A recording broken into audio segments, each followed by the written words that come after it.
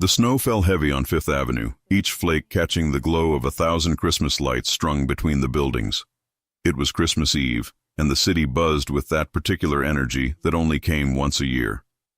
Families rushed past carrying shopping bags. Couples walked hand in hand, and somewhere in the distance, carolers sang about silent nights and holy nights. Vincent Russo stood outside a jewelry store, his black coat dusted with white, his breath forming clouds in the frozen air. He had just closed a deal that would expand his territory into 3 new states. He should have felt victorious. Instead, he felt hollow. Christmas always did that to him. It reminded him of what he lost 4 years ago when he walked away from the only woman he ever loved. He turned to leave when he saw her. Time stopped. The noise of the city faded. The snow seemed to hang suspended in the air. Rebecca Hayes stood 20 feet away, her auburn hair falling over the shoulders of her cream-colored coat. She looked exactly as he remembered, except for the way her green eyes widened when they met his. 4 years of silence, 4 years of wondering, 4 years of regret. And then he saw the little girl holding her hand. The child could not have been more than 3 years old. Blonde curls spilled from beneath a pink knit hat.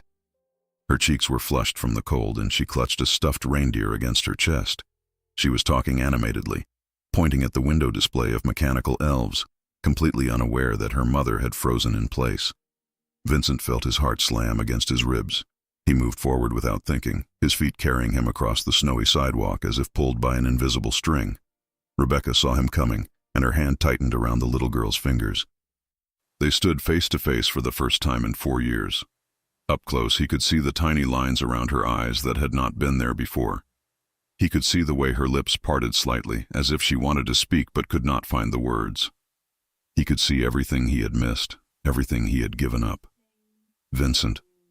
His name came out as barely a whisper. Rebecca. He could not take his eyes off her.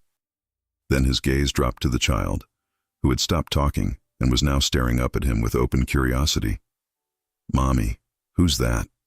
the little girl asked, tugging on Rebecca's coat. Rebecca swallowed hard. Vincent watched her throat move, watched the internal struggle play out across her features. When she finally spoke, her voice trembled. "Emma, this is an old friend of Mommy's." Emma. The name hit him like a physical blow. He looked at the child again, really looked at her this time. Blonde hair like Rebecca's mother, but those eyes, those dark brown eyes that tilted up slightly at the corners. Those were Russo eyes. His sister had those same eyes. His mother had those same eyes. The realization crashed over him like a wave of ice water. "How old is she?" he heard himself ask. His voice sounded strange, distant. Rebecca's eyes filled with tears. She bit her lower lip, the same gesture she always made when she was trying not to cry. "Vincent, How old, Rebecca?" 3. She just turned 3 in September. Vincent did the math in his head. 4 years since they broke up. 3 years and 3 months since Emma was born, which meant Rebecca had been pregnant when he left. Pregnant, and she never told him. The street seemed to tilt beneath his feet. All the noise came rushing back at once. Car horns, laughter, Christmas music pouring from a nearby store. It was too much. Everything was too much. "You were pregnant," he said. It was not a question. Rebecca nodded, a single tear escaping down her cheek. Emma looked between them, her small face scrunching up in confusion at the tension she could feel but not understand. "There's something you need to know," Rebecca said, her voice stronger now. She wiped her eyes quickly, glancing down at Emma before meeting Vincent's gaze again. "Can we go somewhere? To talk?" Vincent could not speak. He could only stare at this little girl, his daughter. He had a daughter. For 3 years, he had walked this earth not knowing that part of him existed. For 3 years, this child had been growing, learning, living, and he knew nothing about it. Emma tugged on his coat, making him jump. She smiled up at him, revealing a missing front tooth. "I like your coat. It's fancy.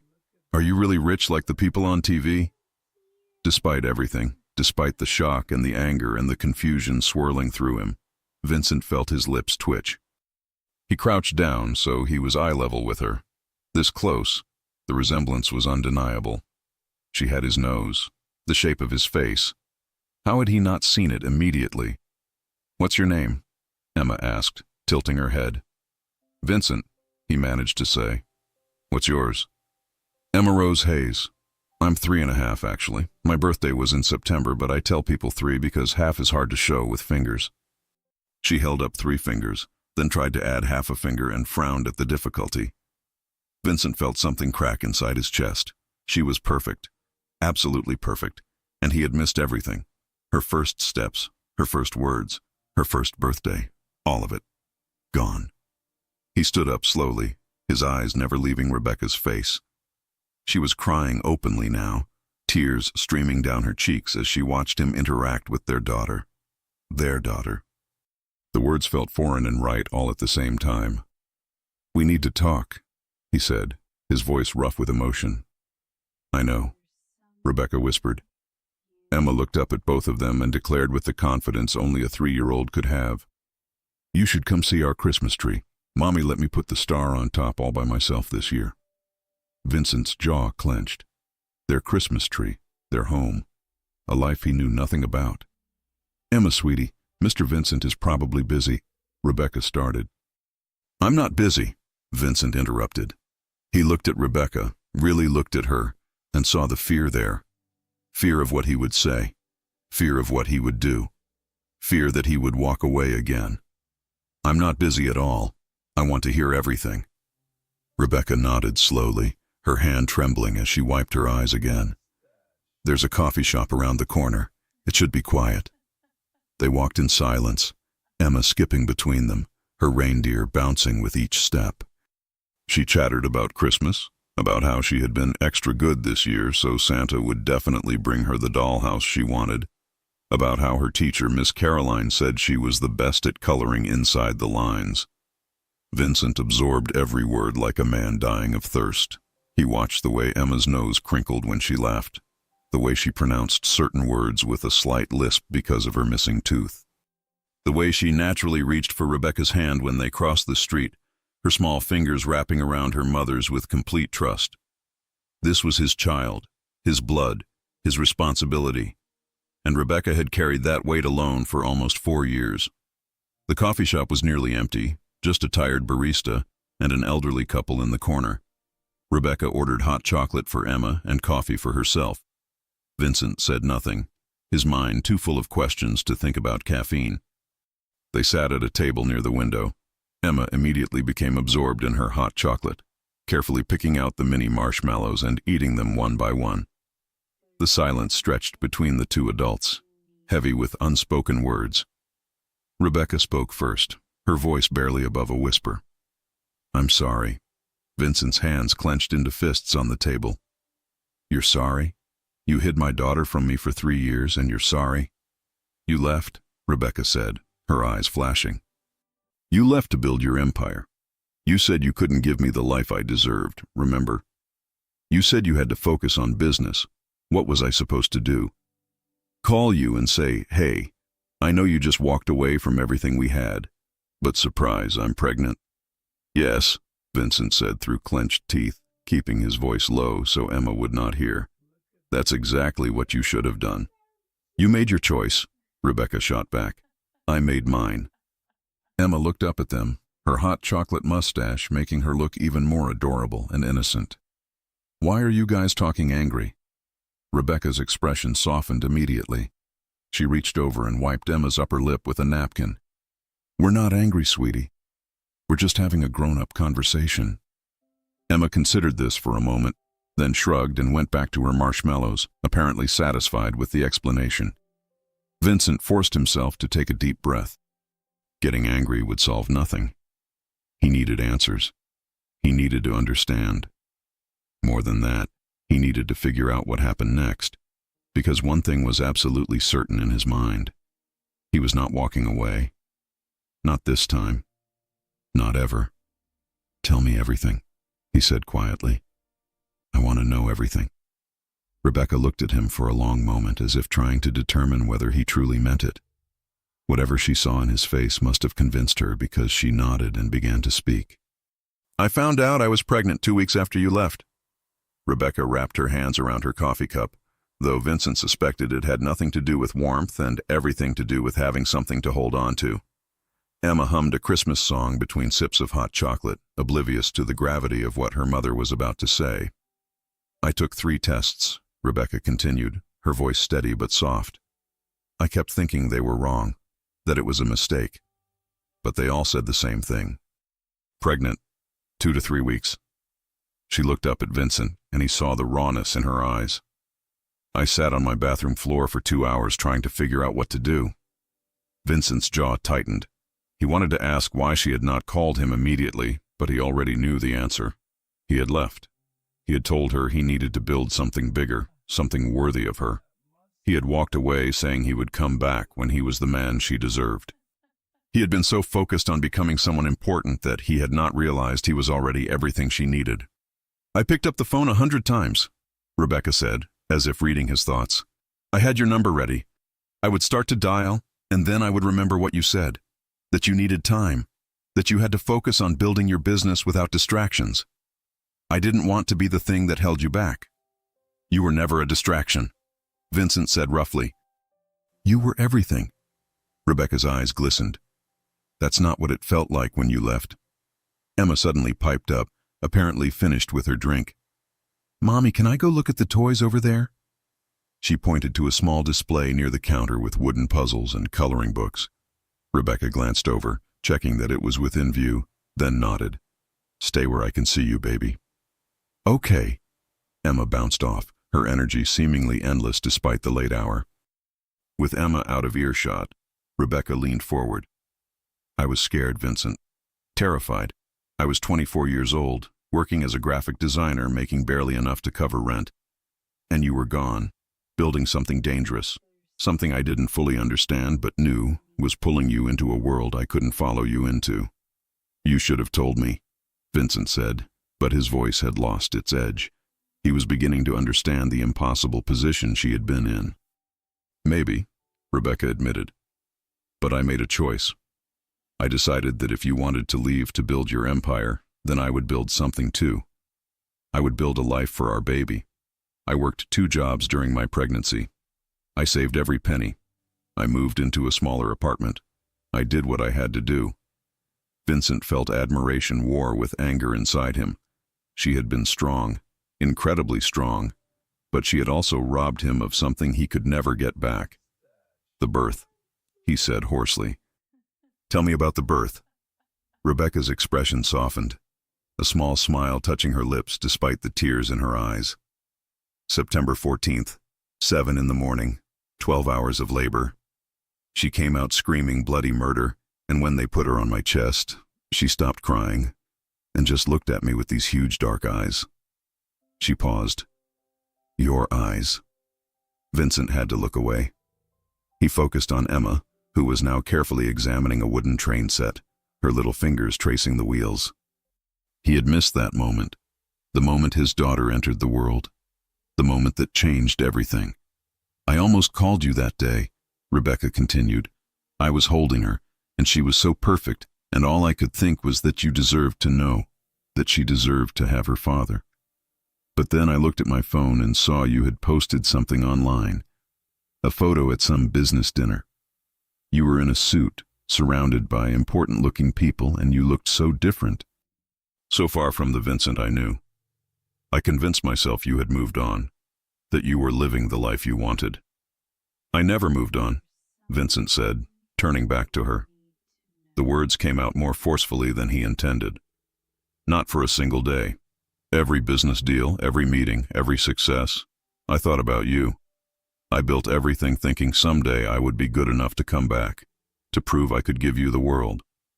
Rebecca's breath hitched. You were always good enough. They stared at each other across the table, years of missed opportunities hanging between them. Vincent saw the woman he had loved, still loved, looking back at him with the same intensity he felt. Nothing had changed. Everything had changed. Emma came skipping back, clutching a small wooden reindeer. Mommy, can we get this, please? I'll be extra super good. Rebecca wiped her eyes quickly and examined the toy. It's $15, Emma. That's a lot of money. I'll buy it, Vincent said immediately, already reaching for his wallet. Vincent, no, Rebecca started. Please, he said, his voice gentler. Let me do this. Let me do something. Rebecca hesitated, then nodded slowly. Emma squealed with delight and threw her arms around Vincent's leg, hugging him tightly.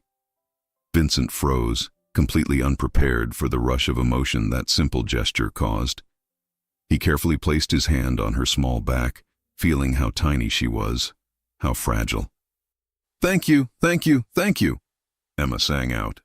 Vincent paid for the reindeer while Emma chattered about how she would name it Jingle, and it would be friends with her stuffed reindeer Rudolph. When they returned to the table, Emma climbed into the chair between Vincent and Rebecca, holding both reindeer and making them dance together. She's beautiful, Vincent said, watching his daughter play. She's perfect. She asks about her father sometimes, Rebecca said quietly. I've always told her that her daddy loves her very much, but he lives far away. I didn't want her to think she wasn't wanted. Vincent's throat tightened. What else does she know? Nothing specific, just that she has a daddy somewhere who thinks about her. I have a photo of you from before. Sometimes she asks to see it. Rebecca pulled out her phone and showed him. It was a picture he had forgotten existed. Him and Rebecca at a beach, his arm around her shoulders, both of them laughing at something. He remembered that day. It had been perfect. You kept that? Vincent asked. I kept everything, Rebecca admitted. I couldn't let you go, not completely. Emma suddenly looked up at Vincent with those impossibly dark eyes. Are you my daddy? The question hit Vincent like a bullet. He looked at Rebecca, who had gone pale. They had not discussed this. They had not planned how to tell her. But Emma was staring at him with a child's perfect intuition, and Vincent found he could not lie. Would you like me to be? He asked carefully. Emma considered this very seriously, her little face scrunching up in thought. Do you like hot chocolate? Vincent blinked at the unexpected question. Yes. Do you like Christmas? Very much. Do you like my mommy? Vincent's eyes met Rebecca's. More than anything in the world. Emma broke into a wide smile. Then okay, you can be my daddy. Rebecca let out a sound that was half laugh, half sob. She covered her mouth with her hand, tears streaming down her face. Vincent felt his own eyes burning. Just like that, as if it were the simplest thing in the world, as if 3 years of absence could be bridged by hot chocolate and Christmas and love. Emma, Rebecca said, her voice shaking. Honey, this is something we need to talk about more, okay? It's complicated. Why? Emma asked, confused. He said he likes you. You're always sad on Christmas. Maybe you need a daddy too. Vincent could not help it. He laughed. It was the first real laugh he had experienced in years, and it felt like breaking through ice. Rebecca was laughing too, even through her tears, shaking her head at their daughter's innocent logic. She's not wrong, Vincent said, looking at Rebecca with an intensity that made her breath catch.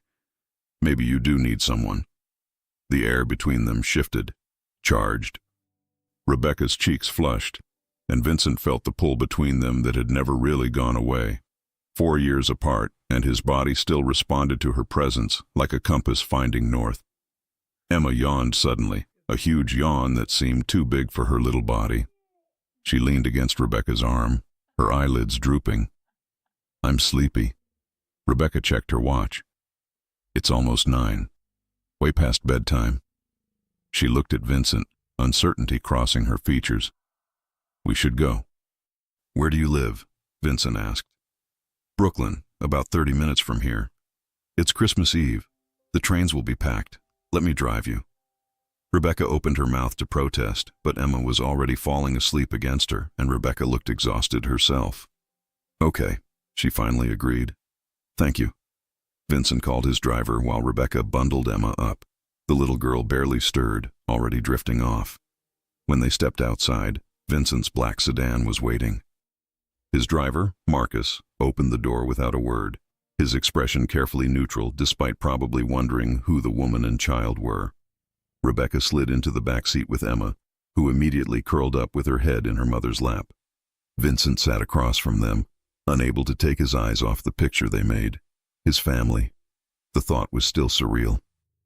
As they drove through the snowy streets, Christmas lights blurring past the windows, Vincent watched Rebecca gently stroke Emma's hair. Her touch was so tender, so full of love. She had done this alone for 3 years. Every sleepless night, every worry, every milestone, alone. "I want to be part of her life," Vincent said into the quiet car. "I want to be part of both of your lives." Rebecca looked up at him, her hand stilling on Emma's hair.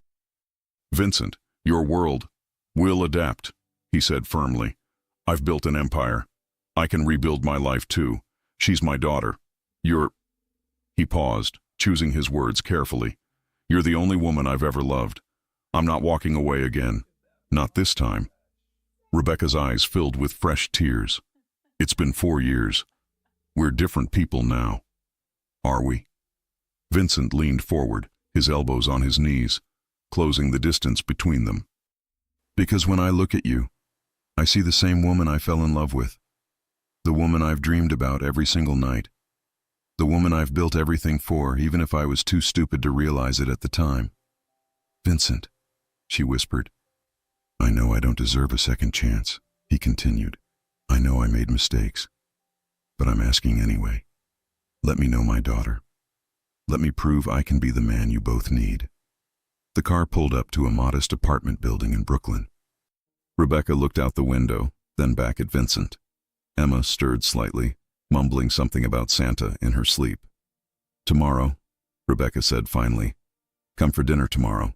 We can talk more. You can spend time with Emma when she's actually awake." She managed a small smile. "She's a lot more energetic when she's not half asleep." "Tomorrow," Vincent agreed. "What time?" 5. "We usually eat early on Christmas." Vincent nodded, committing it to memory. Marcus opened the door, and Rebecca carefully lifted Emma. Vincent stepped out too, unable to just let them walk away. He helped Rebecca with the door to the building, carrying the bag of toys they had collected throughout the evening. At the entrance, Rebecca turned back. In the glow of the Christmas lights strung around the doorway, she looked ethereal. "Vincent?" "Yes?" "I never stopped loving you either." Before he could respond, before he could process what she had just admitted, Rebecca disappeared inside with Emma. Vincent stood there in the falling snow, staring at the closed door, his heart pounding against his ribs. He climbed back into the car, his mind racing. Marcus glanced at him in the rearview mirror. "Home, sir?" Vincent reached up and touched his face, surprised to find it wet. He was crying. He could not remember the last time he had cried. "Yeah," he said roughly. "Home." As the car pulled away, Vincent looked back at the building. Somewhere up there was his daughter, his Emma, and the woman he never should have left. Tomorrow could not come fast enough. Vincent did not sleep that night. He spent hours online, searching for information about 3-year-olds. What they liked, what they needed, what made them laugh. He read articles about child development and watched videos of fathers playing with their daughters. By the time the sun rose on Christmas morning, he had filled an entire notepad with ideas and questions. At 8 in the morning, he was already dressed and pacing his penthouse apartment. Dinner was not until 5. That meant 9 hours. 9 hours felt like an eternity. He called his sister Sophia at 8:30, knowing she would already be awake with her own 2 kids. "Merry Christmas, big brother," Sophia answered cheerfully. "Please tell me you're coming to Mom's later." "She made enough food to feed an army and keeps asking when you'll arrive." "I can't make it today," Vincent said. "Something came up." "On Christmas? Vincent, what could possibly be more important than—" "I have a daughter." Silence. Complete, absolute silence. "Sophia?" "I'm sorry, what?" His sister's voice had gone up an octave. "You have a what?" Vincent told her everything. About seeing Rebecca on the street, about Emma, about the 3 years he had missed. When he finished, Sophia was crying. "Oh my God, Vincent, a daughter. You have a daughter." She sniffled loudly. "What's her name?" "Emma. Emma Rose." "That's beautiful. Does she look like you?" She has my eyes. Rebecca's hair. Vincent paused. Sophia, I need your help. What do I bring? What does a 3-year-old want for Christmas?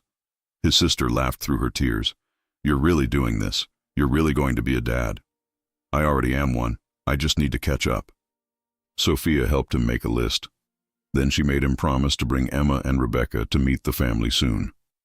Vincent agreed, though the thought of introducing them to his loud, overwhelming Italian family made him nervous. One step at a time. By 10 o'clock, Vincent was at a toy store.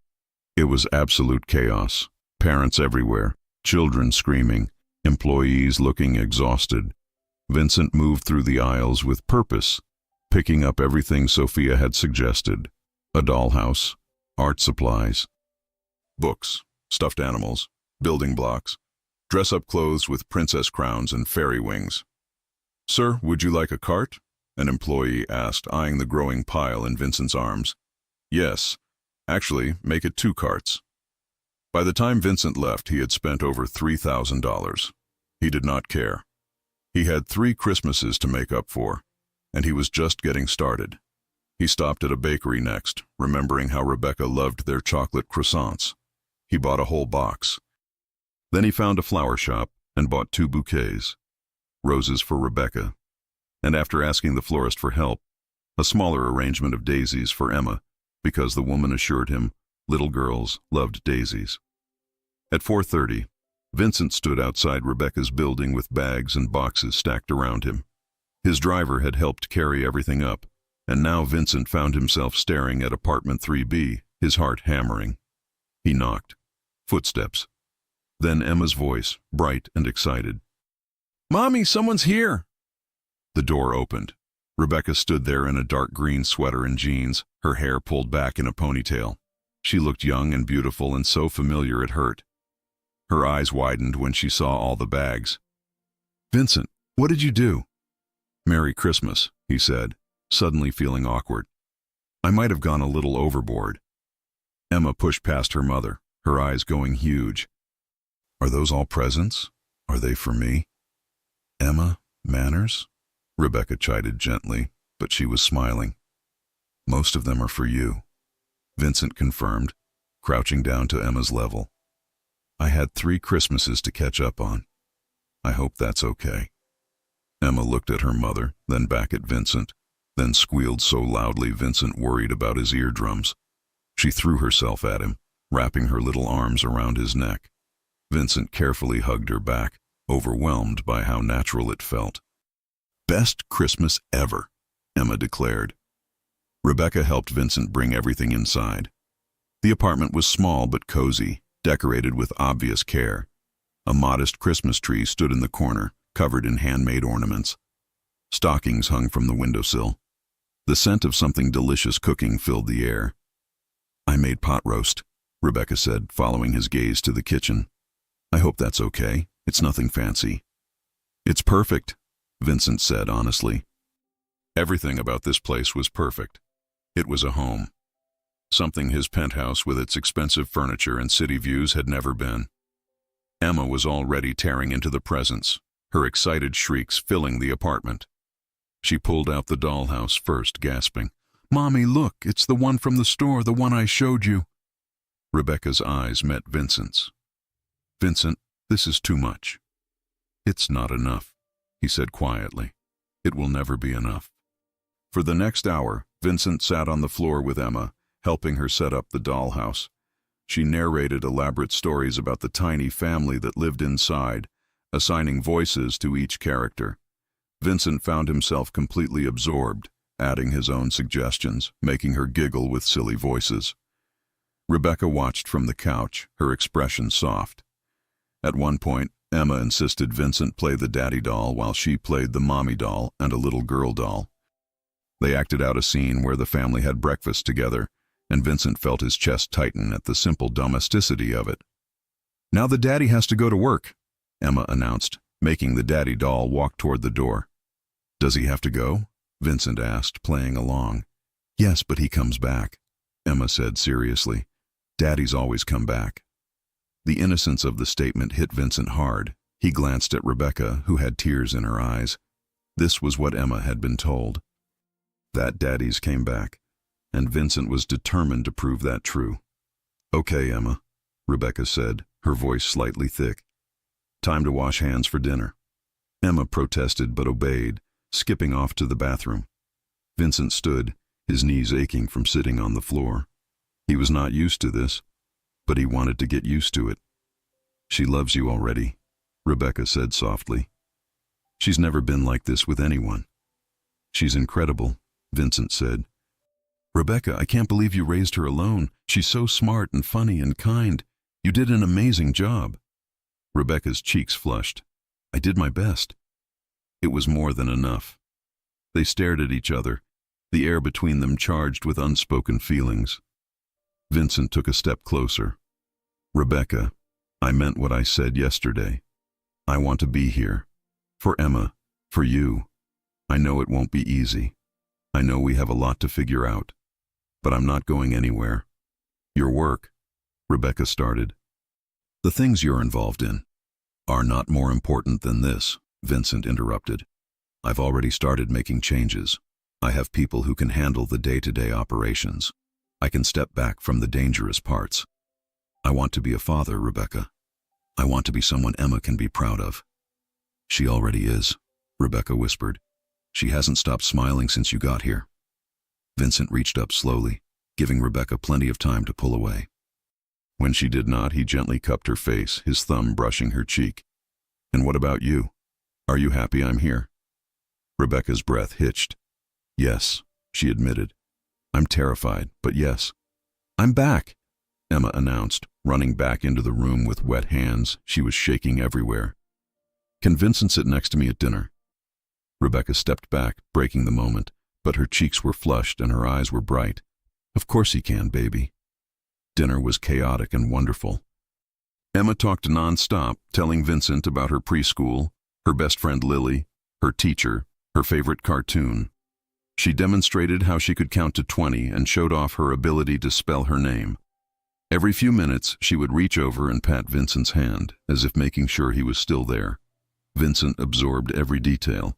He learned that Emma hated broccoli but loved carrots, that she was afraid of the dark but brave about everything else, that she wanted to be a veterinarian when she grew up because she loved animals, that her favorite color was purple, not pink, even though everyone always assumed pink. After dinner, they watched a Christmas movie. Emma insisted on sitting between Vincent and Rebecca on the couch, holding both their hands. Halfway through, she climbed into Vincent's lap, her head resting against his chest. Vincent froze, afraid to move and disturb her. Rebecca smiled at his obvious discomfort. "You're doing fine," she mouthed. Vincent carefully wrapped his arms around Emma, feeling her small body relax against him. She smelled like strawberry shampoo and childhood. His throat tightened with emotion. This was his daughter, his little girl, and she trusted him completely. By the time the movie ended, Emma was asleep. Vincent held her carefully as Rebecca led the way to Emma's bedroom. It was small but cheerful, painted pale yellow with glow in the dark stars on the ceiling. Drawings covered the walls, clearly Emma's artwork. Rebecca pulled back the covers, and Vincent laid Emma down gently. She stirred slightly, mumbling something about reindeer, then settled. Rebecca tucked her in, kissing her forehead. Vincent stood awkwardly, not sure what to do. "You can kiss her goodnight," Rebecca whispered. "She won't mind." Vincent leaned down and pressed a soft kiss to Emma's forehead, his hand trembling slightly. "Good night, sweetheart," he whispered.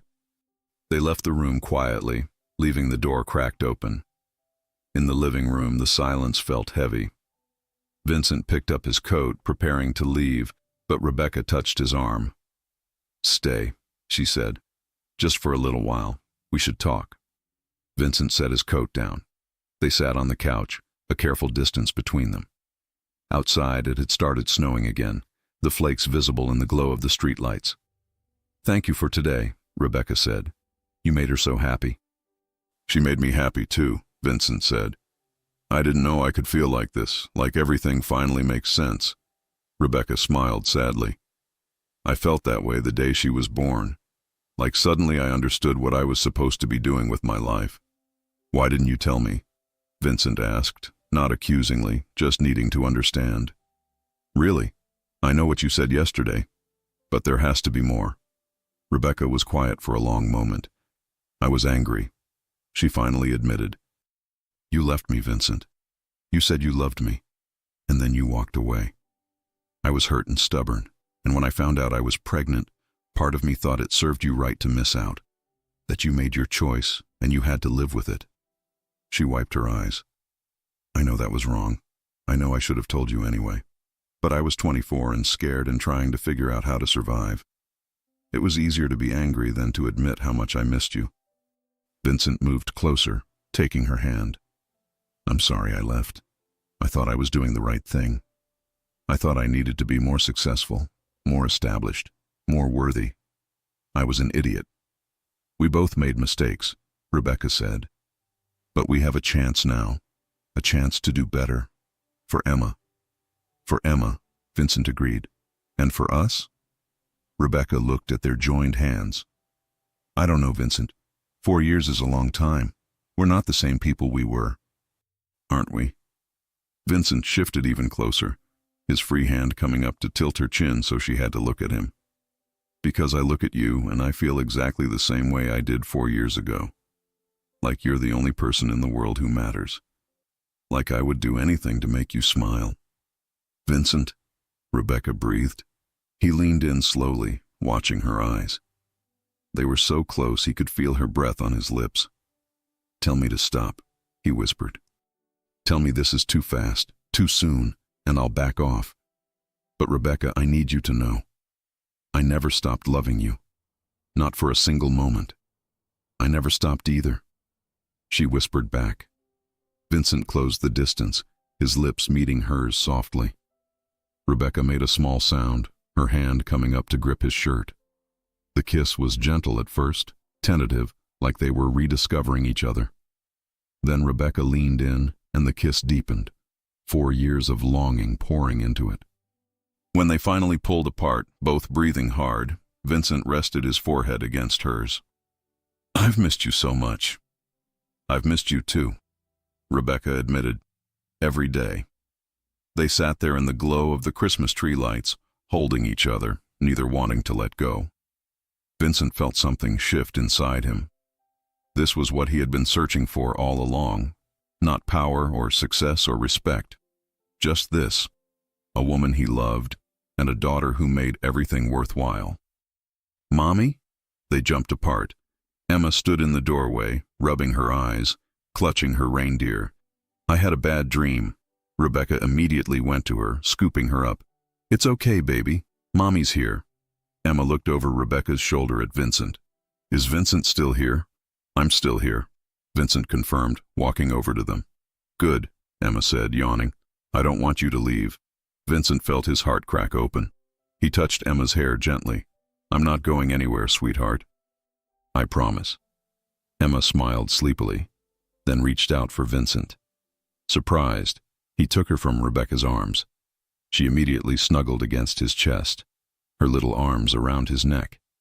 You're warm, she mumbled. Vincent looked at Rebecca helplessly, this tiny person in his arms, trusting him completely. Rebecca smiled, her eyes shining with unshed tears. Come on, she said quietly. Let's get her back to bed. Vincent carried Emma back to her room, marveling at how light she was, how perfectly she fit against him. Rebecca pulled back the covers again, but when Vincent tried to lay Emma down, she held on tighter. Stay, she mumbled, half asleep. Please. Vincent looked at Rebecca, who nodded. He carefully climbed onto the small bed, Emma still in his arms. She settled against him with a contented sigh. Rebecca covered them both with a blanket. Then, to Vincent's surprise, she climbed in on Emma's other side. They lay there, Emma between them, the three of them fitting together like pieces of a puzzle. Vincent reached across and found Rebecca's hand. She squeezed back. Merry Christmas, Emma mumbled, already drifting off. Merry Christmas, baby, Rebecca whispered.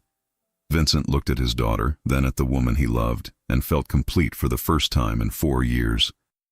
Whatever happened next, whatever challenges they faced, they would face them together. And that was worth more than any empire he could ever build. Vincent woke to sunlight streaming through pale yellow curtains and the sensation of someone poking his cheek. He opened his eyes to find Emma's face inches from his, her dark eyes studying him intently. "You're still here," she announced, sounding pleased. "I'm still here," Vincent confirmed, his voice rough with sleep. He glanced to the other side of the bed. Rebecca was gone, but he could hear movement in the kitchen and smell coffee brewing. "Mommy's making pancakes," Emma informed him. "She only makes pancakes on special days." "Is today special?"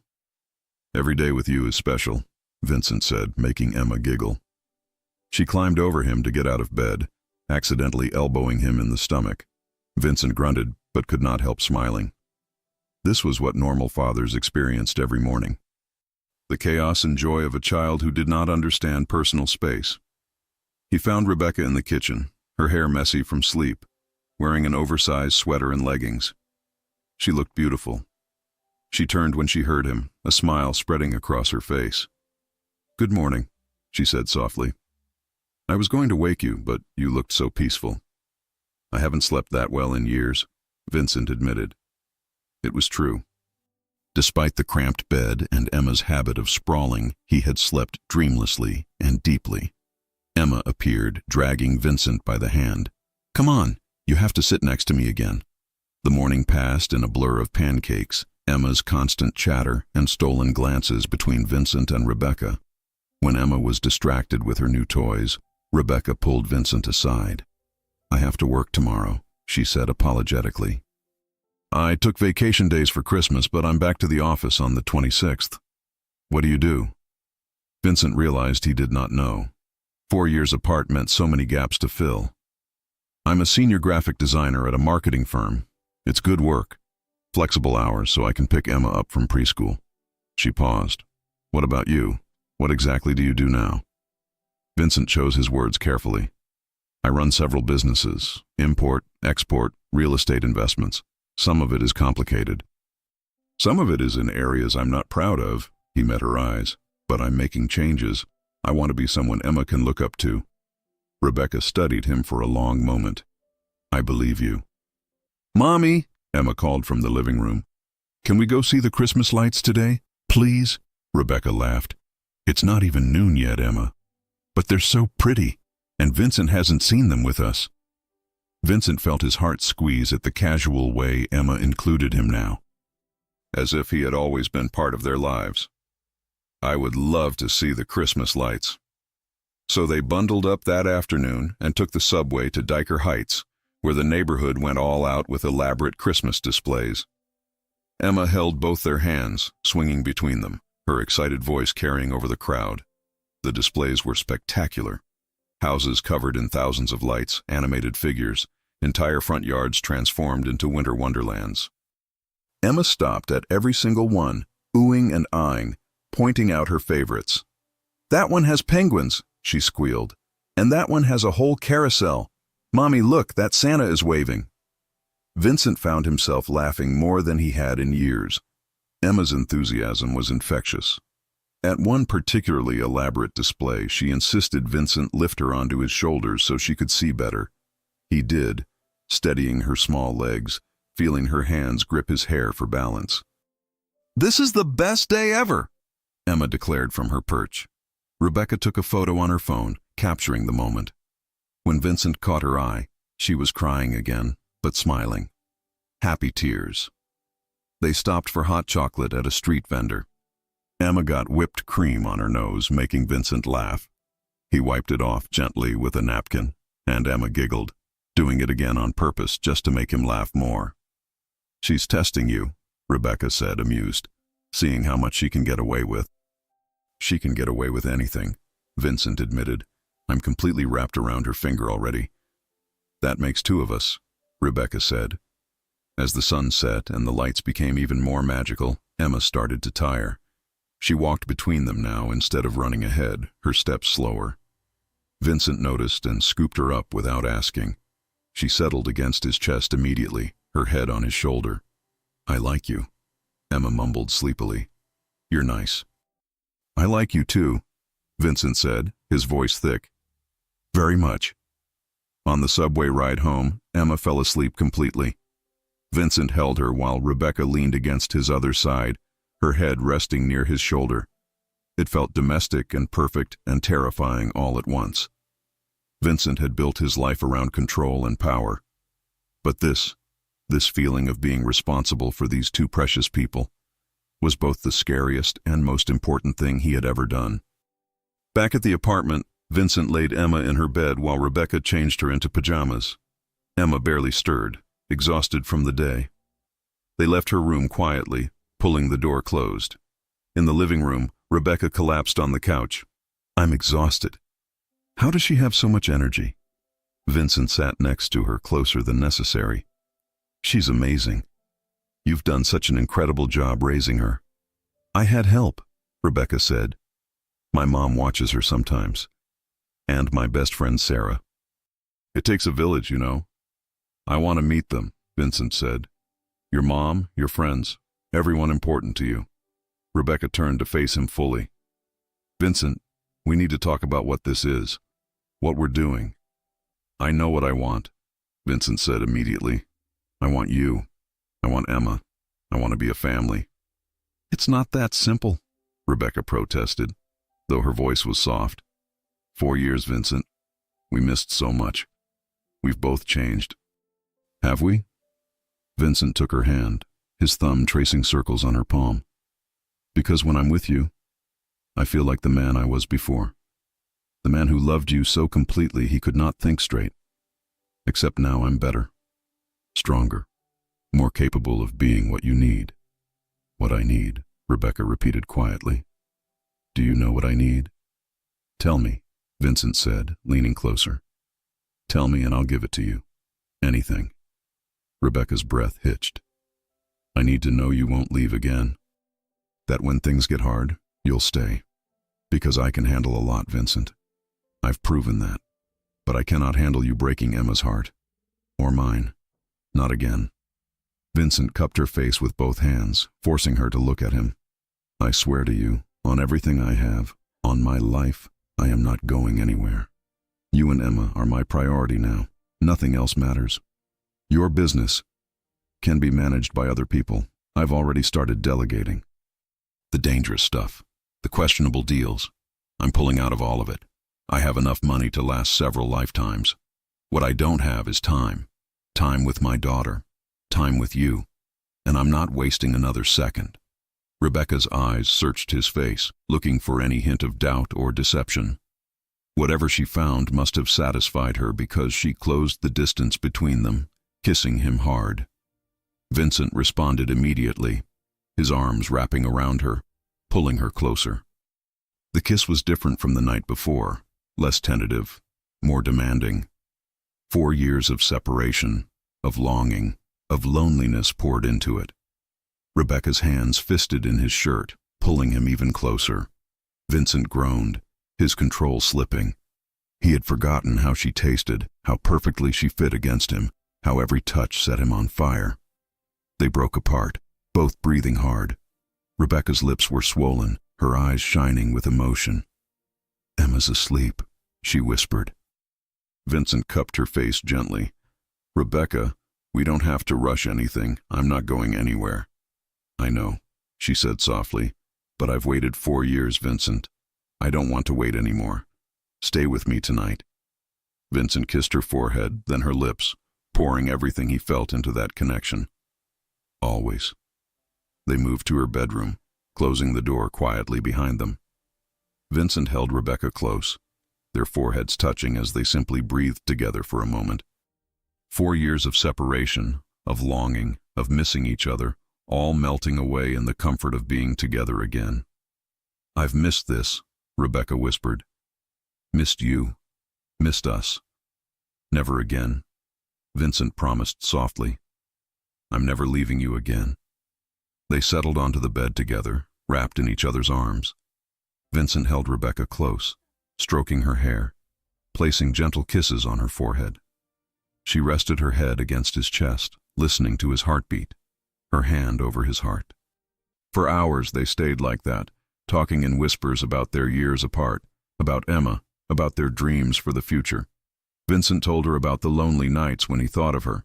Rebecca shared how she used to look at Emma and see him in every expression. They laughed softly, cried together, and simply held each other. Eventually, exhaustion caught up with them. Rebecca fell asleep first, safe in Vincent's arms. He lay awake a while longer, watching her peaceful face in the moonlight streaming through the window, still amazed that she was giving him this second chance. When morning came, they lay tangled together, fully clothed, but closer than they had been in years. Rebecca traced patterns on Vincent's chest, her head resting over his heart. He played with her hair, content to just hold her. "I love you," Vincent said into the quiet. "I never stopped." "I love you too," Rebecca whispered back. "I tried not to. It would have been easier. But I couldn't stop." Vincent kissed the top of her head. "What do we tell Emma?" "The truth," Rebecca said. "That you're her father.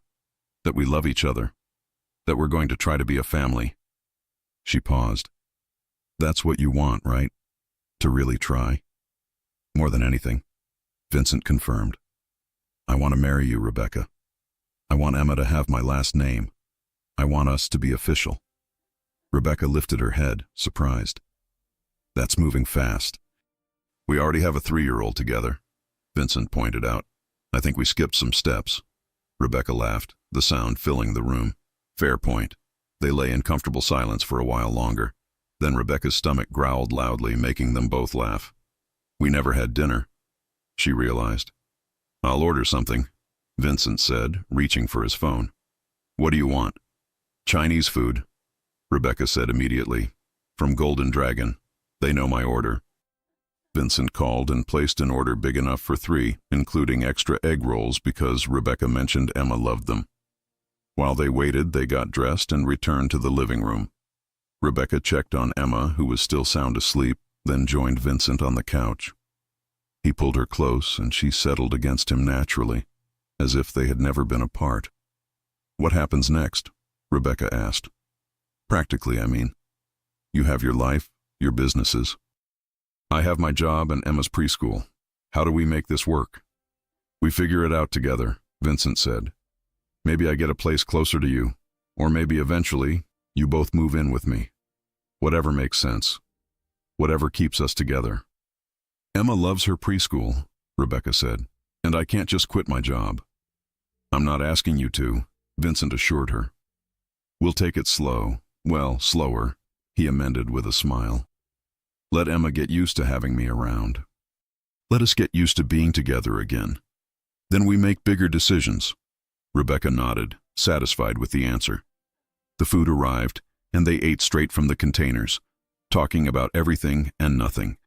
Vincent learned that Rebecca had taken up painting, that she still hated mornings, that she watched terrible reality TV shows when Emma was asleep because they did not require thinking. Rebecca learned that Vincent had started working out obsessively to deal with stress, that he had tried dating but nothing stuck because no one was her, that he had kept every photo of them, stored in a box he looked at when he was feeling particularly lonely. "We wasted so much time," Rebecca said sadly. "Then we won't waste any more," Vincent said firmly. He pulled something from his pocket, a small velvet box. "I bought this 2 days ago, the day after I saw you." Rebecca's eyes widened. "Vincent, it's not an engagement ring," he said quickly. "Well, it is. But I'm not proposing. Not yet.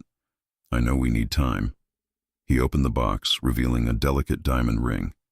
"This is a promise that I'm here, that I'm committed, that when you're ready, when we're both ready, I'm going to ask you properly, and I want you to say yes." Rebecca's hands shook as she took the box. "It's beautiful." "You don't have to wear it," Vincent said. "Not if it's too much. I just wanted you to have it, to know I'm serious." Rebecca looked at the ring, then at Vincent, then back at the ring. Slowly, she pulled it from the box and slid it onto her right hand. "I'll wear it," she said, "as a promise, that I'm serious too." Vincent kissed her, slow and deep, pouring everything he felt into it. When they broke apart, Rebecca was smiling through tears. "We're really doing this. she whispered. We're really giving us another chance. We're not just giving us another chance, Vincent corrected. We're building something new, something better, something that includes Emma and everything we've learned. A small voice came from the hallway. I'm hungry. They pulled apart to find Emma standing there, rubbing her eyes, her hair sticking up in every direction. She looked between them, taking in their position on the couch, and smiled knowingly. Were you kissing? She asked, not sounding upset about it. Yes, Rebecca said, deciding honesty was best. Good, Emma declared. That means Vincent can stay forever, right? Vincent laughed, pulling Emma onto his lap. Would you like that, if I stayed? Emma nodded vigorously. Then we can be a real family, like in my dollhouse. Vincent looked at Rebecca over Emma's head. She was crying again, but smiling so brightly it took his breath away. Then I'll stay, Vincent promised, hugging Emma close. Forever. Emma cheered, and Vincent felt something settle in his chest. This was right. This was what he had been searching for without knowing it. Not power or money or respect. Just this. Love and family and second chances. Whatever came next, they would face it together. The next 2 weeks passed in a blur of happiness Vincent had never imagined possible. He spent every available moment with Rebecca and Emma, learning the rhythms of their life, becoming part of their routine. He discovered that Emma hated having her hair brushed and would try to negotiate her way out of it every morning, that she insisted on wearing mismatched socks because matching was boring, that she had nightmares about monsters under the bed but was brave about everything else. Vincent started picking Emma up from preschool 3 days a week. The first time he arrived, Emma had run to him screaming, "Daddy!" at the top of her lungs, and Vincent had nearly collapsed from the emotional impact of that single word. The other parents had stared, and Emma's teacher, Miss Caroline, had looked confused, but Emma had been so proud introducing him that Vincent had not cared about anything else. "This is my daddy," Emma had announced to anyone who would listen. "He was far away, but now he's back forever. Forever." Vincent intended to keep that promise. He learned to make Emma's favorite breakfast, which was chocolate chip pancakes shaped like Mickey Mouse. He learned which stories she liked at bedtime and which ones scared her. He learned that she liked to sing in the bathtub and that she could not fall asleep without her stuffed reindeer Rudolph. Rebecca watched these moments with tears and smiles, documenting everything on her phone. Vincent caught her one evening watching a video of him and Emma playing hide and seek, laughing as Emma's terrible hiding skills were captured on camera. "What?" Vincent asked, wrapping his arms around her from behind. "You're a natural," Rebecca said softly. "I was worried you would struggle with the dad stuff, but you just fell right into it." "I'm making up for lost time," Vincent said, kissing her neck. "I don't want to miss anything else." Their own relationship deepened too. Vincent stayed over most nights, leaving early some mornings to handle business matters, but always returning before Emma woke up. He and Rebecca fell back into their old rhythms, finishing each other's sentences, communicating with looks across rooms, existing in that comfortable space couples create when they truly know each other. The physical connection was even stronger than before. They stole moments whenever Emma was occupied or asleep, rediscovering each other, making new memories. Vincent had forgotten how Rebecca made him feel completely alive, like every nerve ending was tuned specifically to her. 2 weeks after Christmas, Vincent's phone rang during breakfast. He glanced at the screen and his expression darkened. Rebecca noticed immediately. "What's wrong?" "It's Marco," Vincent said. Marco Vitelli was his second in command, someone he had trusted for years. "I need to take this." He stepped into the bedroom, closing the door. "What is it?" "We have a problem," Marco said without preamble. "Castellano wants a meeting, says it's urgent." Vincent's jaw clenched. Dominic Castellano was part of his past, the kind of business Vincent was trying to leave behind. "Tell him I'm not available." "He's insisting, boss. Says if you don't meet with him, he's coming to find you himself." Vincent's blood ran cold. "Is that a threat?" "Sounded like it to me." Vincent closed his eyes, thinking fast. He had known leaving certain aspects of his business would not be easy. People like Castellano did not accept rejection well. "Set up a meeting, tomorrow, neutral location. And Marco, I want this to be the last one. Make that clear." When Vincent returned to the kitchen, both Rebecca and Emma were watching him with concern. Emma's expression was confused, but Rebecca's was knowing. She had seen that look on his face before. "Vincent?" she asked quietly. "It's fine," he said, forcing a smile for Emma's benefit. "Just work stuff." But Rebecca was not fooled. After Vincent took Emma to preschool that morning, Rebecca was waiting when he returned, her arms crossed. "Talk to me," she said. "What's really going on?" Vincent sighed, running his hand through his hair. "Someone from my past wants a meeting. It's nothing dangerous, just business I'm trying to wrap up." "What kind of business?" Rebecca pressed. Vincent chose his words carefully. "The kind I told you I was getting out of. I've been working on transitioning everything to legitimate operations, but some people are not happy about my decision. They think I'm abandoning them." Rebecca's expression tightened with worry. "Is it dangerous? Are you in danger?" "No," Vincent said firmly, pulling her close. "I promise you I can handle this. One meeting, and I make it clear I'm done. That's it." "What if they don't accept that?" Rebecca asked, her voice small. "They will," Vincent said with more confidence than he felt, "because I'm going to make them understand that I have more important priorities now. You and Emma are my life. Nothing else matters."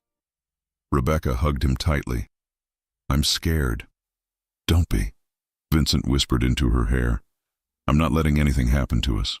Trust me." The meeting was scheduled for that evening.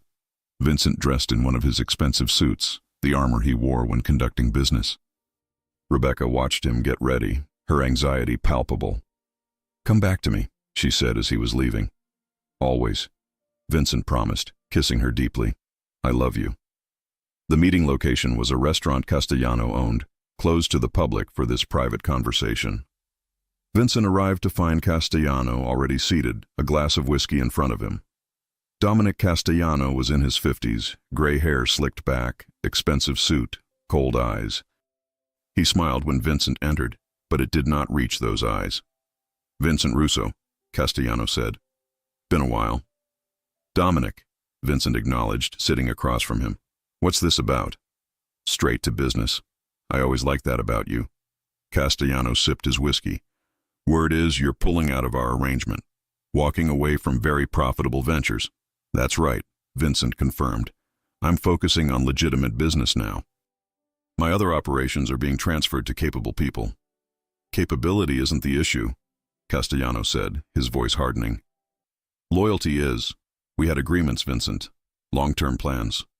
You don't just walk away from those." "I am walking away," Vincent said firmly. "My circumstances have changed. I have a family now, a daughter. I'm not living this life anymore." Castellano laughed, but there was no humor in it. "A daughter? That's your reason?" "Vincent, we all have families. That's not an excuse to abandon your responsibilities."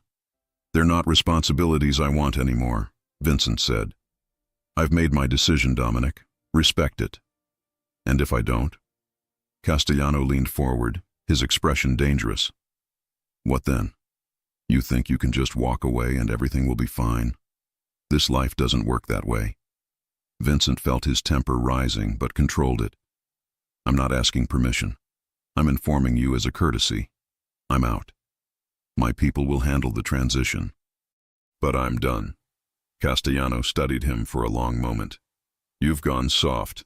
That woman and kid have made you weak." "They've made me strong," Vincent corrected. "Strong enough to walk away from this. Strong enough to choose something better." "There is nothing better than power and money," Castellano spat. "You're wrong," Vincent said, standing. "There's love. There's family. There's waking up every morning knowing you're building something that matters." He placed both hands on the table, leaning down to meet Castellano's eyes. "I found what matters, Dominic, and I'm not giving it up for anything. Not for you, not for anyone." Castellano's expression turned ugly. "You're making a mistake, Russo." "No," Vincent said. "I'm fixing one." He walked out without looking back, his heart pounding. That could have gone worse, but it also could have gone better. Castellano was not someone who accepted defeat gracefully. Vincent would need to be careful, at least until he was completely clear of that world. When he arrived back at Rebecca's apartment, she was pacing anxiously. The moment she saw him, she ran into his arms. "You're okay?" she breathed. "I was so worried." "I'm fine," Vincent assured her, holding her tight. "It's over. I made my position clear." "And they accepted it?" Vincent hesitated. "Not exactly, but they will. I just need to be patient." Rebecca pulled back, searching his face. "Vincent, if there's danger—" "There's not," he interrupted. "I promise you, I will not let anything happen to our family. I just need to handle this carefully, give people time to adjust to my decision." Before Rebecca could respond, Emma came running out of her bedroom, launching herself at Vincent. "Daddy, you're home!" Vincent caught her, swinging her up. Every time she called him Daddy, it hit him with the same force as the first time. "Hey, sweetheart. Were you good for Mommy?" "So good," Emma declared. "We made cookies. Want one?" "I would love one," Vincent said, carrying her to the kitchen where a plate of slightly misshapen cookies waited. He ate 3 while Emma told him elaborate stories about the cookie baking process, complete with dramatic reenactments. Later, after Emma was asleep, Vincent and Rebecca lay in bed together. Rebecca traced the promise ring on her finger, thinking. "What is it?" Vincent asked. "I want you to meet my mother," Rebecca said. "And my friends. I want them to know you're back in my life, in Emma's life." Vincent smiled. "I want that too." "She's going to ask a million questions," Rebecca warned. "My mom is protective. She was there through everything, the pregnancy, the birth, all the sleepless nights. She's going to want to know your intentions." "My intentions are to marry you and be a father to Emma," Vincent said simply. "She can ask whatever she wants." "I have nothing to hide." Rebecca kissed him softly. "I love you." "I love you too," Vincent said. And Rebecca, "Thank you." "For what?" "For giving me another chance. For raising Emma to be so amazing. For not giving up on us even when I had." He cupped her face. "You're the strongest person I know." Rebecca's eyes filled with tears. "We're going to make this work. All of it. You, me, Emma. We're going to be happy." "We already are," Vincent said, pulling her closer. This is just the beginning. As they fell asleep tangled together, Vincent felt a certainty settle over him. Whatever obstacles came their way, whatever challenges from his past tried to intrude, he would handle them. Because nothing was more important than the 2 people sleeping in this apartment. Nothing. Meeting Rebecca's mother was more terrifying than any business negotiation Vincent had ever conducted. He stood outside a brownstone in Queens, holding a bouquet of flowers and a bottle of expensive wine, feeling like a teenager picking up his first date. "She's going to love you," Rebecca said, squeezing his hand. Emma bounced excitedly beside them, completely oblivious to Vincent's nerves. "Grandma makes the best lasagna in the whole world," Emma announced. "And she gives the best hugs, and she lets me stay up late." The door opened before they could knock. Patricia Hayes was a woman in her late 50s with the same green eyes as Rebecca and silver hair pulled into a bun. She looked Vincent up and down with an expression that could cut glass. "So you're the one who broke my daughter's heart," she said without preamble. "Mom!" Rebecca protested. "It's okay," Vincent said, stepping forward. "Mrs. Hayes, you're absolutely right. I did break her heart, and I've spent every day since trying to prove I'll never do it again.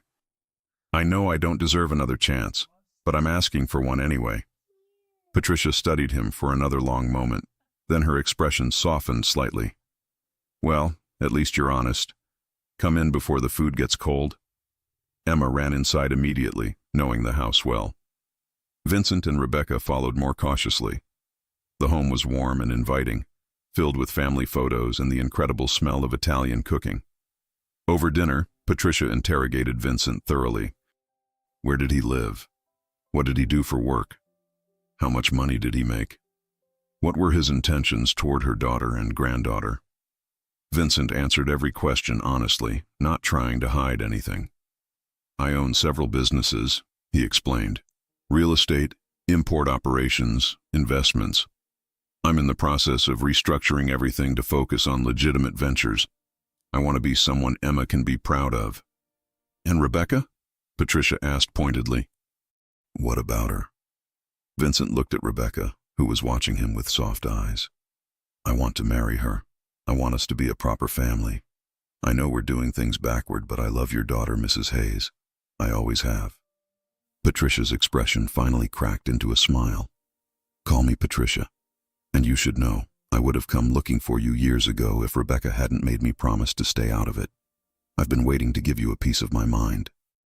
You can give me several pieces, Vincent said. I deserve it. Emma climbed into Patricia's lap, yawning despite having claimed she was not tired. Grandma, tell Vincent the story about when Mommy was little and got stuck in the tree. Oh, Emma, not that story, Rebecca groaned, but she was smiling. The evening passed with stories and laughter. Patricia showed Vincent embarrassing photos of Rebecca as a child, much to Rebecca's mortification. Emma fell asleep on the couch, and Vincent carried her to the guest room where she kept some clothes, tucking her in gently. When he returned, Patricia was alone in the kitchen, washing dishes. Vincent joined her, drying without being asked. She cried for months after you left, Patricia said quietly. Then when she found out she was pregnant, she cried even more. But she was also determined.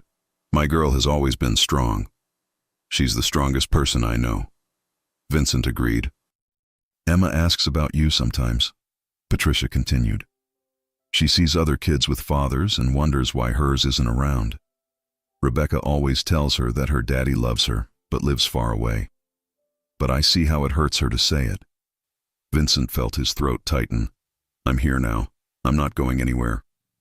Patricia turned to face him fully. You better not. Because if you hurt my girls again, I don't care how much money you have or how many businesses you own. I will make your life miserable. Vincent smiled despite the seriousness in her voice. I believe you, and I promise that will never happen. Patricia studied him, then nodded. Good. Now, when are you going to make an honest woman of my daughter? Soon, Vincent said. Very soon. 2 days later, Vincent received an urgent call from Marco. Boss, we need to meet. Now. Vincent's stomach dropped. The tone in Marco's voice was wrong. He arranged to meet at their usual spot, a coffee shop they used for private conversations. Marco looked stressed when Vincent arrived, his normally calm demeanor shaken. Castellano sent a message.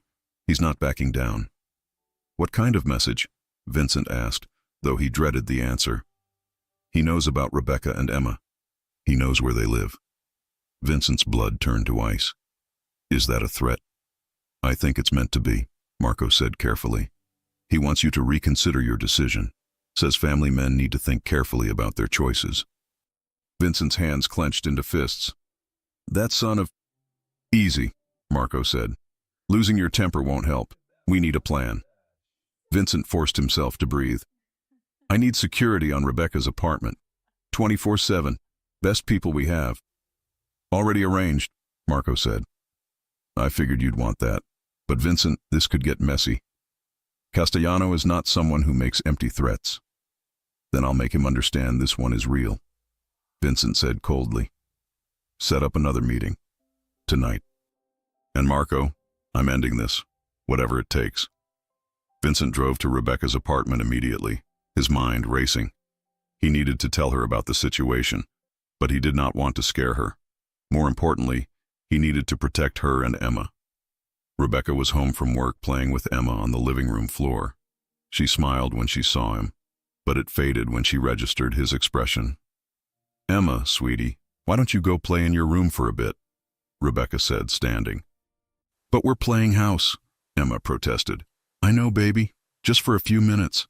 Mommy needs to talk to Vincent. Emma pouted but obeyed, skipping to her room. The moment she was gone, Rebecca grabbed Vincent's arm. What happened? Vincent explained the situation as calmly as he could, watching Rebecca's face go pale. I've already arranged security. There are people watching the building right now. You and Emma are safe. Safe? Rebecca's voice rose. Vincent, someone is threatening my daughter. Our daughter, Vincent corrected gently. And I'm handling it. I'm meeting with Castellano tonight to make this stop. How? Rebecca demanded. How are you going to make this stop? These people don't just let you walk away. They will when they understand I'm serious, Vincent said. Rebecca, I need you to trust me. I will fix this. Rebecca's eyes filled with tears. I knew this would happen. I knew your old life would come back to hurt us. It won't, Vincent said firmly, pulling her into his arms despite her resistance. I swear to you, I will protect you both, whatever it takes. Rebecca finally let herself be held, crying against his chest. I'm so scared. I know, Vincent whispered, but you don't need to be. I've got this. The meeting that night was tense from the start. Castellano sat with two of his men flanking him, a power play Vincent recognized immediately. Vincent came alone, refusing to be intimidated. Did you get my message? Castellano asked with a smug smile. I got it, Vincent said, his voice dangerously calm. And now I'm delivering mine. Stay away from my family. Touch them, threaten them, even think about them, and there will be consequences you don't want to face. Castellano laughed. Is that supposed to scare me? It should, Vincent said. He pulled out his phone and showed Castellano a document on the screen. This is everything I know about your operations. Names, locations, financial records, political connections, everything. I've been documenting it for years as insurance. Castellano's smile faded. What are you doing? Right now, this information is sitting with 3 different lawyers with instructions to release it to federal authorities if anything happens to me or my family, anything at all. A car accident, a robbery, a random act of violence, anything. And Dominic, we both know there's enough here to put you away for life. Castellano's face turned red with anger. You're bluffing. Try me, Vincent said coldly. Go ahead, make a move against Rebecca or Emma, see what happens, because I promise you, I have nothing to lose and everything to protect. You want to know what that makes me? Dangerous. The silence stretched.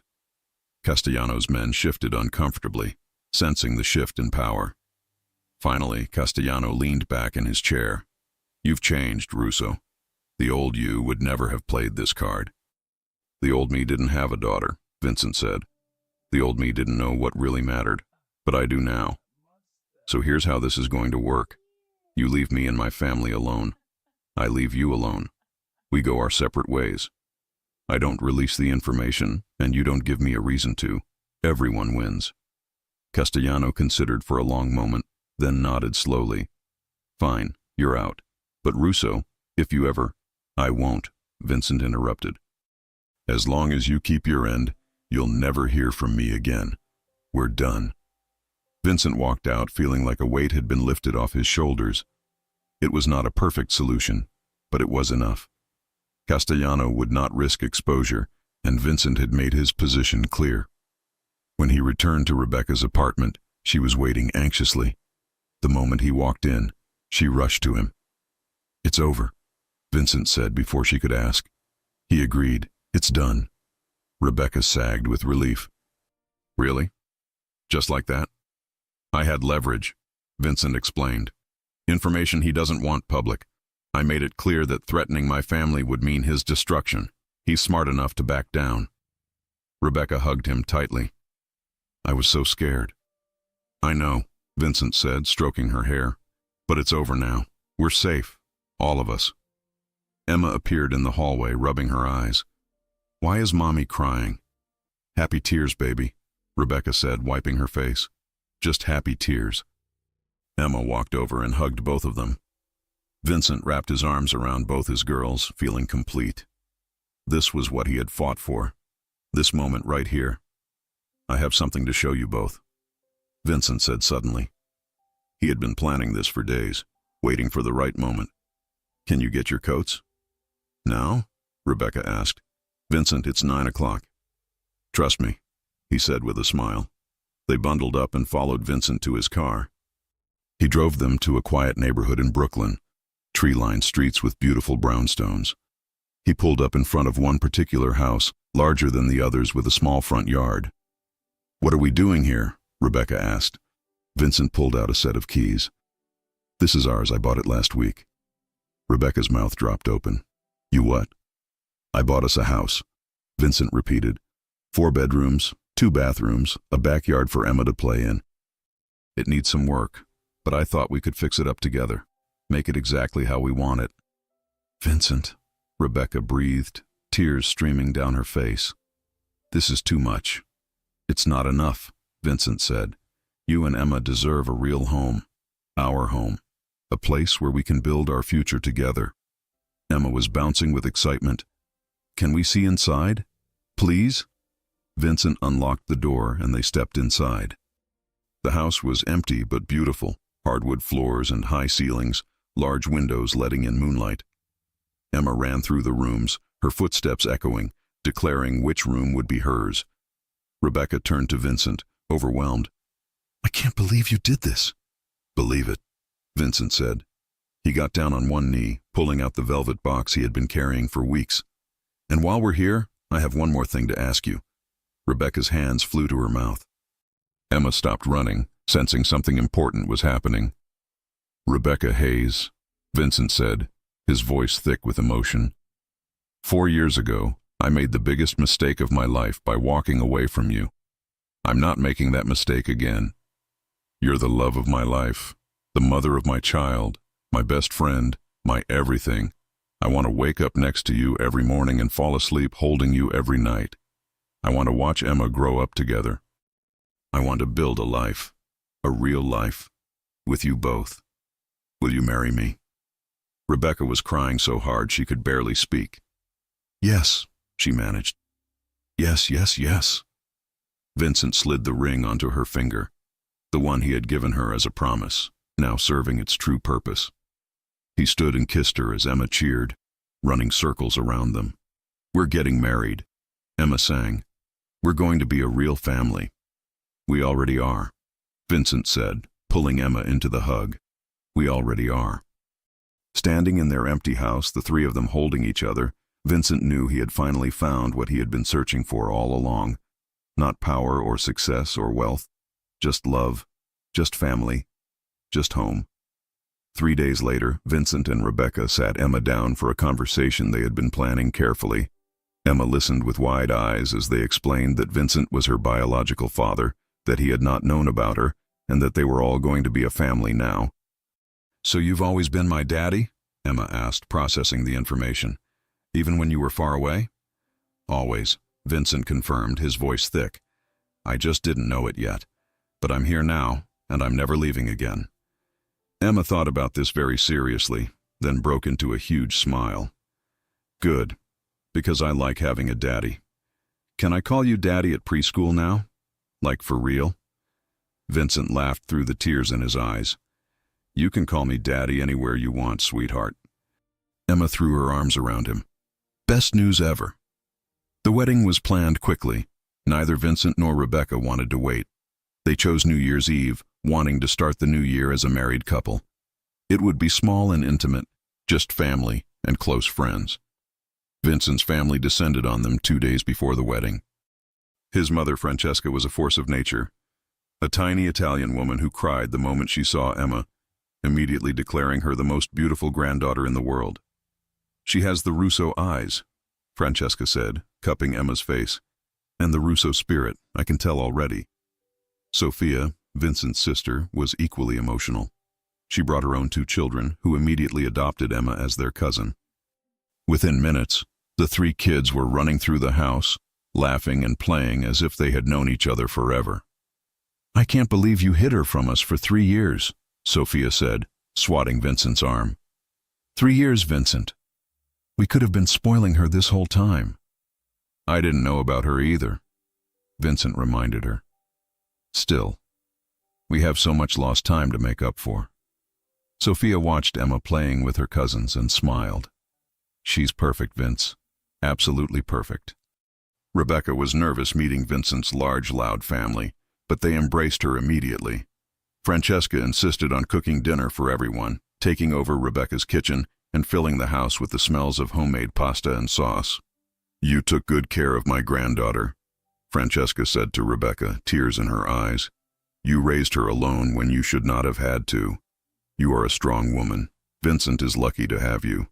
"I'm the lucky one," Rebecca said, hugging the older woman. The night before the wedding, Vincent stayed at his penthouse while Rebecca and Emma stayed at the house with Sophia and Francesca. It was the first night they had spent apart in weeks, and Vincent found he could not sleep. He kept thinking about tomorrow, about how his entire life had changed in less than a month. His phone buzzed with a text from Rebecca. "Can't sleep. Missing you already." Vincent smiled and called her. She answered on the first ring. "Hi," she said softly. "Hi," Vincent replied. "Cold feet?" "Never," Rebecca said. "Just excited and nervous and incredibly happy." "Is it normal to feel everything all at once?" "I think so," Vincent said. "I feel the same way. Like I'm about to start the rest of my life and I can't wait for it to begin." They talked for over an hour, about everything and nothing, about their hopes for the future, about Emma, about how they would decorate the house. When they finally hung up, Vincent felt at peace. Tomorrow, he was marrying the love of his life. Tomorrow, he was officially becoming Emma's father. Tomorrow, everything he had ever wanted was coming true. The wedding was held in the backyard of their new house, despite the December cold. Vincent had arranged for outdoor heaters and a white tent decorated with thousands of twinkling lights.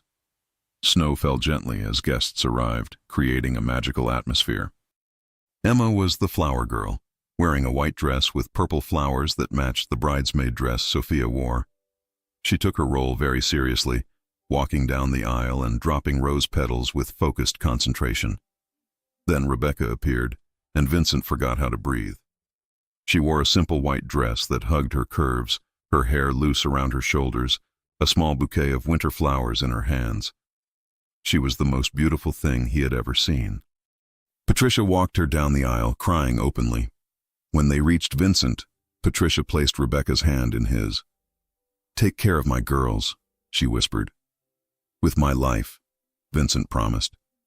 The ceremony was short but meaningful. They had written their own vows. Rebecca went first, her voice shaking with emotion. "Vincent, 4 years ago you left, and I thought I had lost you forever. But life had other plans. It gave us Emma, this beautiful miracle who brought us back together. Today I'm not just marrying the man I love. I'm marrying my best friend, my partner, and the father of my child. I promise to love you through everything, through the hard times and the easy times, through the chaos of raising a 3-year-old and whatever adventures come next. I promise to build a life with you that Emma can be proud of. I love you. I always have. I always will." Vincent had to clear his throat before he could speak, his eyes burning with tears. "Rebecca, I was lost before I found you. I spent years building an empire, thinking that was what would make me worthy. But standing here today, I realize I had it backward. You were always what made me worthy. You and Emma are my empire, my greatest achievement, my everything. I promise to be the man you both deserve, to be present for every moment, big and small, to love you fiercely and protect you always, to be the father Emma needs and the husband you deserve. 4 years ago, I made the mistake of leaving. Today, I'm making the promise to stay, forever." There was not a dry eye in the audience. Even Vincent's brother Marco, tough as nails, was wiping his face. The officiant pronounced them husband and wife. Vincent kissed Rebecca with everything he had, pouring 4 years of love and longing into it. Their guests erupted in applause, and Emma ran up to them, demanding to be part of the hug.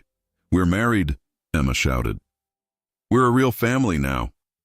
"We were always a real family," Vincent said, lifting her up. "But now it's official." The reception was filled with laughter, dancing, and joy. Emma refused to leave the dance floor, dragging Vincent and Rebecca back again and again. Francesca cried through her entire toast about how she had prayed for Vincent to find happiness and how her prayers had been answered. As midnight approached, everyone gathered outside despite the cold. They counted down together, and when the clock struck 12, Vincent kissed his wife as fireworks exploded overhead, Emma between them shouting, "Happy New Year!" It was perfect. Everything was perfect. 1 year later, on Christmas Eve, Vincent stood in the same backyard watching Emma, now 4, help her mother decorate their Christmas tree. Rebecca was 8 months pregnant with their second child, a boy they had decided to name Michael. Emma was explaining very seriously to her baby brother through Rebecca's belly how Christmas worked and what presents he should expect next year. Vincent watched them, his heart so full it almost hurt. The house had been transformed over the past year. They had painted every room together, hung family photos, filled it with furniture and love and life. It was truly their home now. "Daddy, come help," Emma called. "I can't reach the high branches."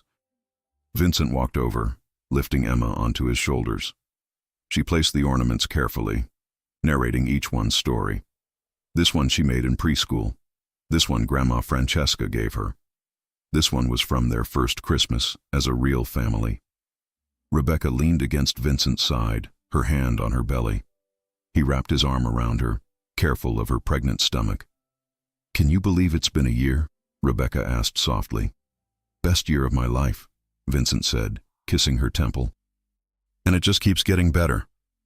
Emma placed the star on top of the tree with Vincent's help, then insisted they all step back to admire it.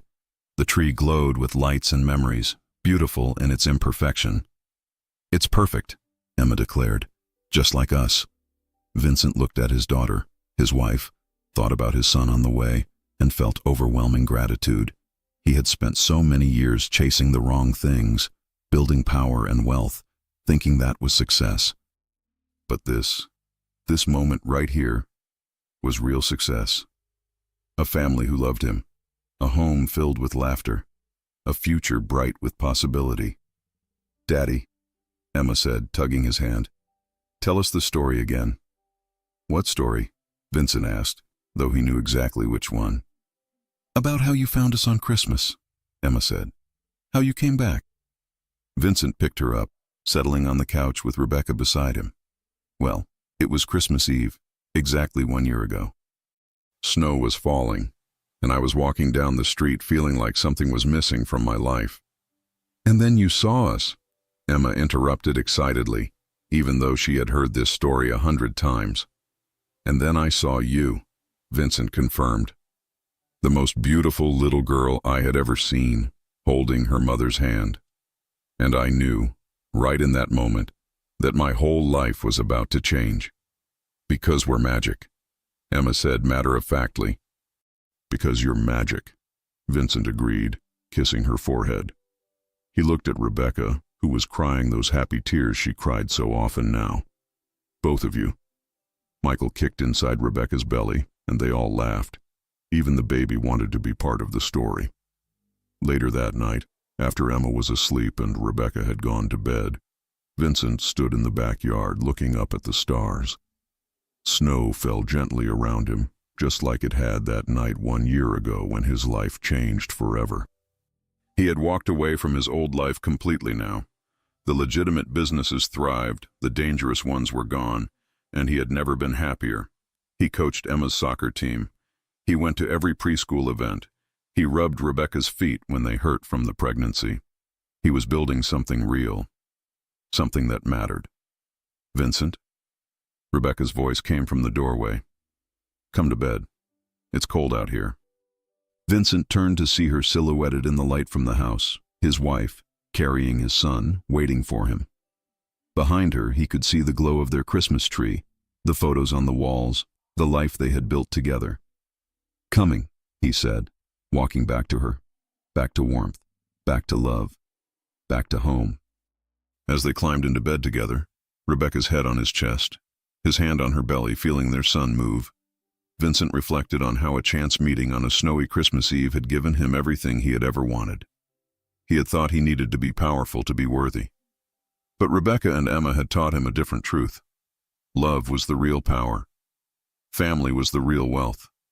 And coming home, truly coming home, was the greatest success of all.